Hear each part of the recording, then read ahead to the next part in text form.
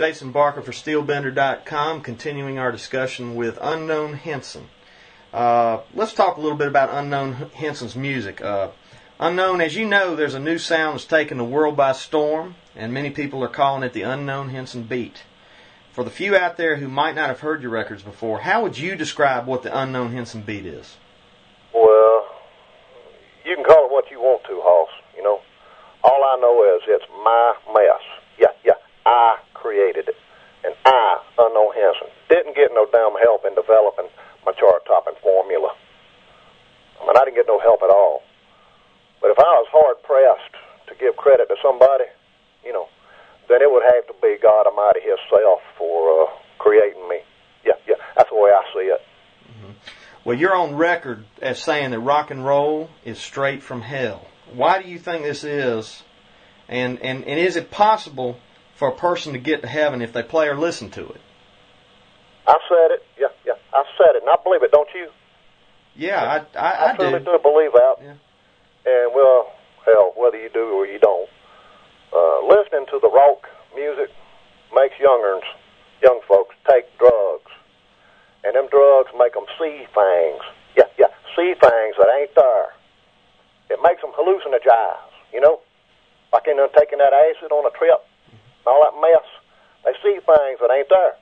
And listening to rock will make a young'un who is high on drugs think that the flashing lights of a police car is a Christmas tree. So they go running up to the damn flashing lights to see what Santa Claus brought them. They think it's a Christmas tree.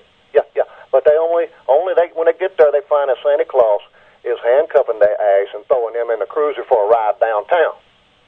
Think about it. It happens. But I don't blame the young'uns of the day. No. You know, after all, they ain't nothing but just the innocent, ignorant offspring of them damn sorry-ass hippies that was rolling around naked in the mud at that Woodstock, smoking and popping God knows what, and listening to rock music. I maintain it ain't the young folks' fault.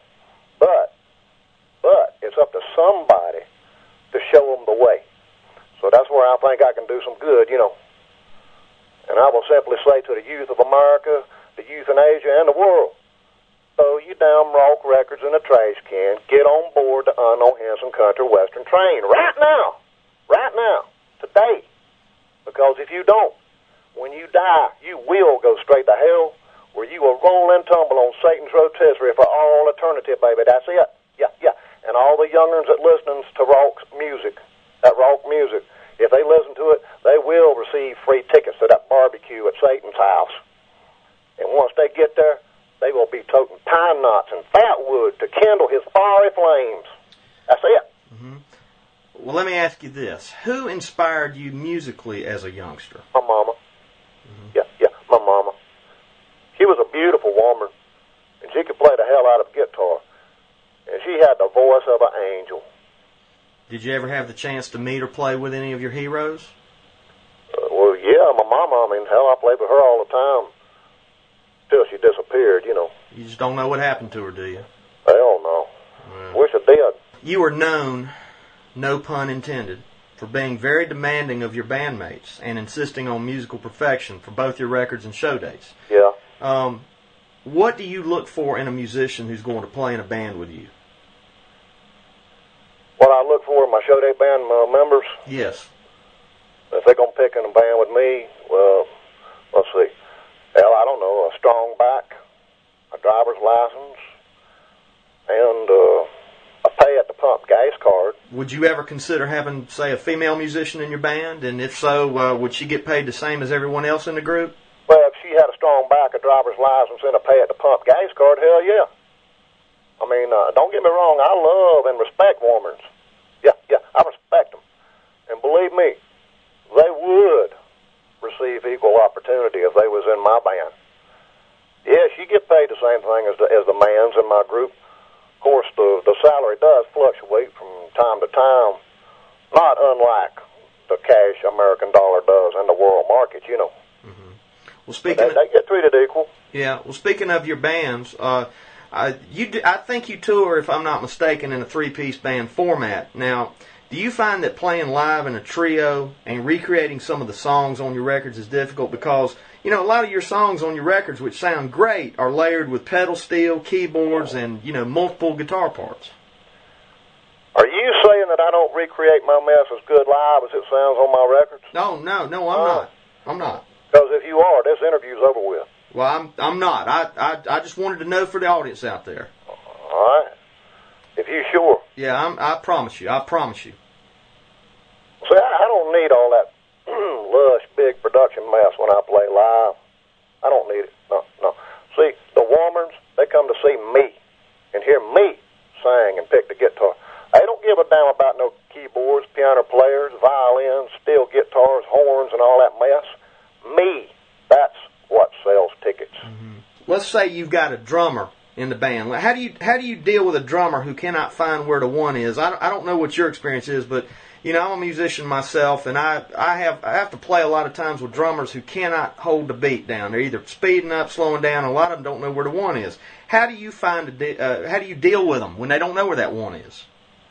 Well, Hoss, drums, I have found they a hellish necessity, you know, and I put up with them. I have to. Mm-hmm.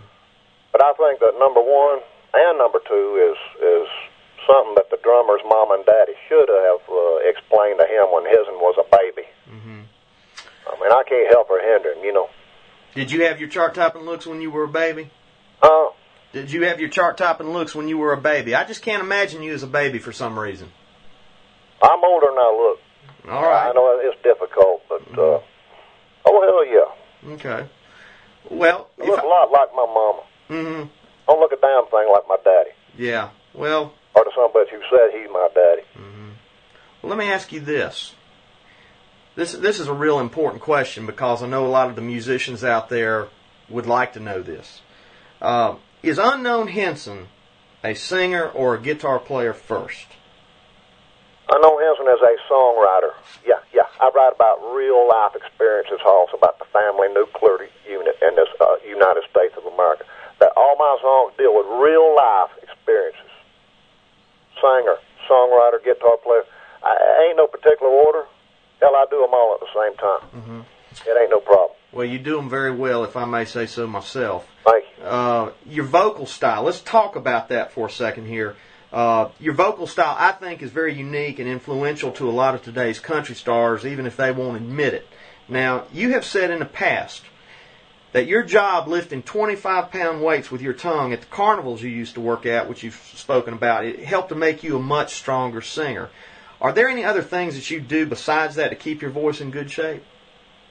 Well, first off, what I actually said was that I experimented with sword swallowing, the art of sword swallowing, during my years with the carnival, and I believe that helped me to be a better country western singer. I did lift 25-pound weights with my bare tongue. I done it, and I reckon in an indirect way that could help. But about the only other therapy that I practice, so I don't do the sword swallowing no more. Mm-hmm. No. Doctor says that's a no-no. Right. I'm not cut that out, and it did help. But he said don't continue. Right. You know. So I took it as his advice and stopped. But the only other therapy I practice for my voice box would be drinking plenty of party liquor. Yeah, the vodka, half-gallon type. Do you have a favorite kind of vodka? Interesting question. That's an interesting question. See, I got a point I'd like to make about drinking. Right. Drinking, hell, I mean, it's part of the American heritage, right? Mm-hmm. Been here since, our forefathers of this nation drunk. Well, you go back to the Bible. You know, there was drinking in the Bible. That's it. Water in the wine. Think about it. Mm-hmm. But drinking is a serious thing. You got to use your head when you drink. Mm-hmm. You got to drink. Be responsible, as they say. Mm-hmm. And my advice about drinking is, hell, don't buy the expensive mess, because the effect is just as damn good with the cheap stuff. Mm-hmm. Use your head when you drink. Mm-hmm. Don't buy the high-dollar party liquor. You're probably an aristocrat man. Yeah. All right. That works. All right. Aristocrat, pop off. You've taken some time off the road recently, and you'll be playing some concerts in a few weeks. And I know because I'm going to come down to one of them. I can't wait to see you. The fans are getting restless to see you back in action. How much rehearsal time do you put in with the band to whip everything back into shape so as you don't disappoint your fans?